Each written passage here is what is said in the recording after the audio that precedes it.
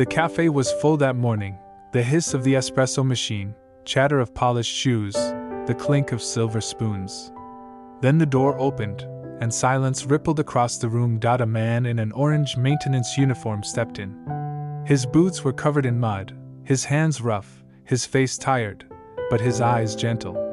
He ordered the same thing he did every day, 1 black coffee, 2 sugars.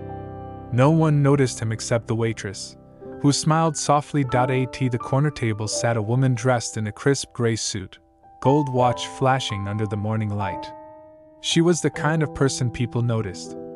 A success story in heels. Every morning their paths crossed.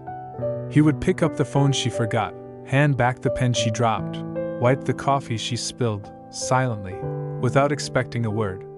She never thanked him, until the day everything changed.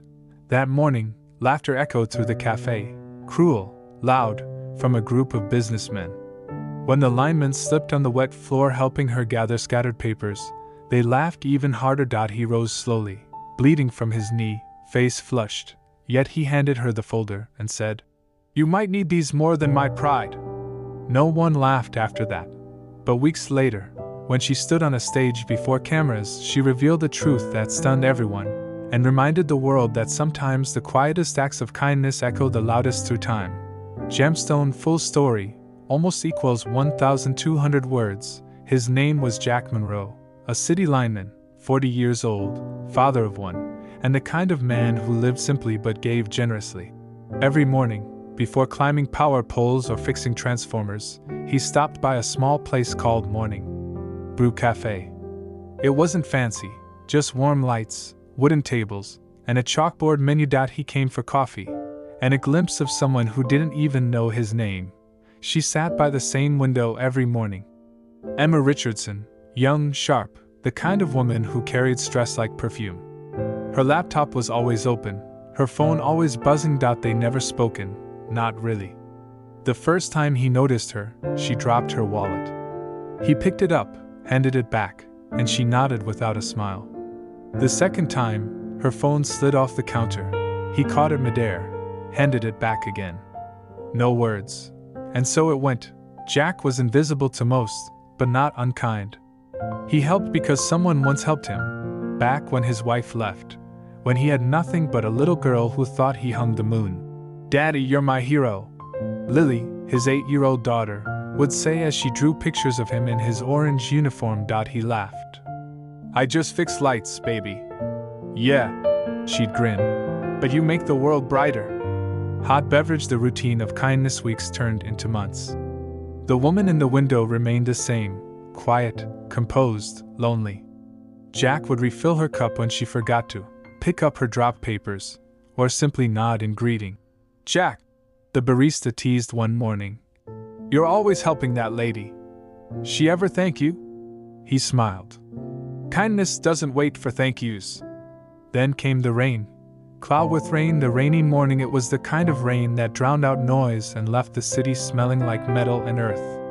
Emma sat by the window, eyes red. Jack noticed but said nothing. When he placed her usual coffee on the table, she finally spoke. "You always help me," she whispered. He shrugged. "Someone once did the same for me." She nodded, eyes glistening. "Thank you?" Just 2 words. But for Jack, they meant more than money ever could. Briefcase. The day everything changed. A month later, the cafe was packed. Suits and laptops everywhere. Jack entered after a long night shift, exhausted, covered in mud. As he walked toward Emma's table with her coffee, a group of businessmen sneered. "Why is that guy always hanging around her?" one said. "Probably thinks he's got a chance." Laughter. Jack pretended not to hear. He placed the cup gently on her table. "Same as always." She hesitated, embarrassed, but said nothing. Moments later, Emma dropped her folder. Papers flew everywhere. Jack bent down to help, but slipped on the wet floor, crashing to his knees. Laughter again. The cafe fell silent except for the cruel chuckles. Jack stayed on the floor, gathering papers carefully, ignoring the pain. When he stood, his knee was bleeding. He handed her the folder. "You might need these more than my pride." The laughter stopped. Emma's eyes filled with tears. She opened her mouth to speak, but no words came. He walked out without looking back. Newspaper, the article. A week later, Jack saw her picture in the paper. Headline: CO Emma Richardson donates $2 million for fallen lineman memorial. He froze. The article mentioned how a lineman had once saved her life years ago during a storm, pulling her from a wrecked car before the power lines exploded. He didn't remember her face then, but she remembered his. She's kind of a big deal, said the barista. Jack folded the paper quietly. Everyone's a big deal to someone. Microphone. The recognition. Days later, Morning Brew was unusually crowded. Cameras, reporters, and city officials. Jack walked in with Lily, not knowing why. Emma stood near the counter, wearing a navy dress, confidence in her posture but emotion in her eyes. When she saw him, she froze. You remember me? Jack asked softly.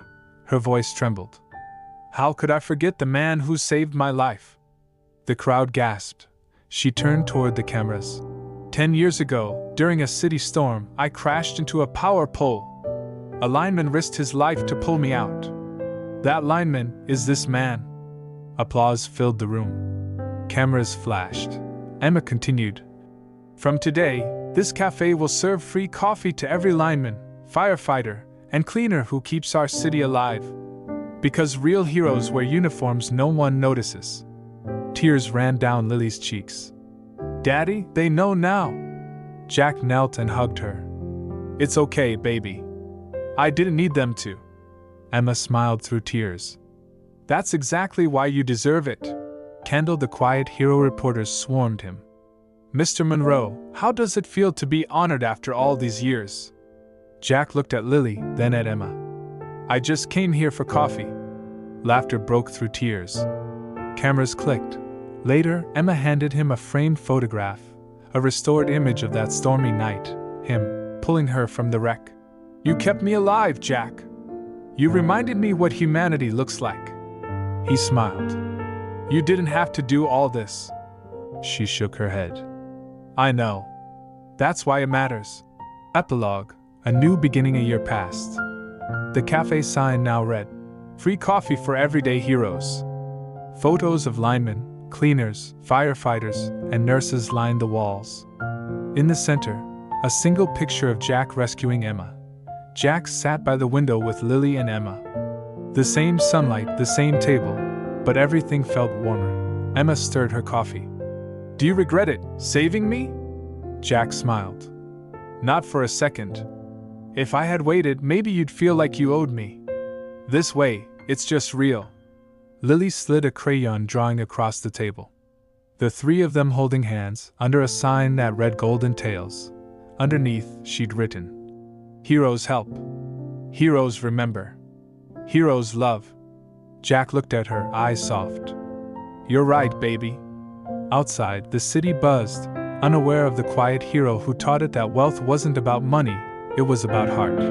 Compass Morals/ENDMESSAG. Sometimes, the richest hearts wear the dirtiest gloves. Kindness doesn't wait for applause, it just does. Because one small act of humanity can change the course of another person's life, and sometimes, even the world.